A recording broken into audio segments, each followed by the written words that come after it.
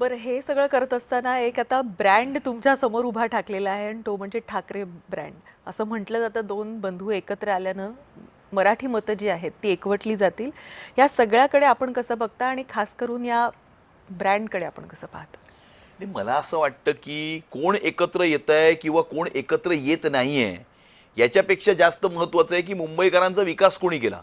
गेल्या 11 वर्षामध्ये मुंबईकरांना कोस्टल रोड कोणी दिला, मुंबईकरांना मेट्रो कोणी दिली, अटल सेतू कोणी दिला, CCTV कोणी लावले, किंवा वरळीतल्या BDD चाळीतल्या मराठी माणसाला 500 फुटाचं घर आहेच त्याच ठिकाणी कोणी दिलं, हे जास्त महत्त्वाचं आहे.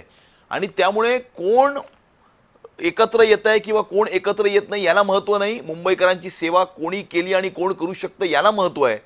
आणि मला असं वाटतं की या जगातला एक जागतिक ब्रँड हा पंतप्रधान नरेंद्र मोदीजी आहेत आणि सध्याचा महाराष्ट्रातला सर्वात मोठा ब्रँड हा देवाभाऊ आहे. बरं, त्या ब्रँडवरून बँड वाजलाय वगैरे बरीच चर्चा सध्या सुरू आहे. या चर्चेकडे कसं पाहता तुम्ही? तुम्हाला वाटतं बँड वाजलाय आपण BST असं नंतर? म्हणालात की काही लोक एकत्र येत आहेत, ते एकत्र आले होते.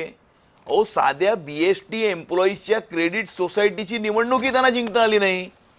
आणि त्यामुळे खरा ब्रँड कोण आहे हे आपल्याला विधानसभेच्या निवडणुकीमध्येही दिसलं, हे BST एम्प्लॉईजच्या क्रेडिट सोसायटीच्या निवडणुकीमध्येही दिसलं आणि हे येणाऱ्या स्थानिक स्वराज्य संस्थांच्या निवडणुकीमध्ये सुद्धा आपल्याला दिसेल की खरा ब्रँड महाराष्ट्राचा कोण आहे.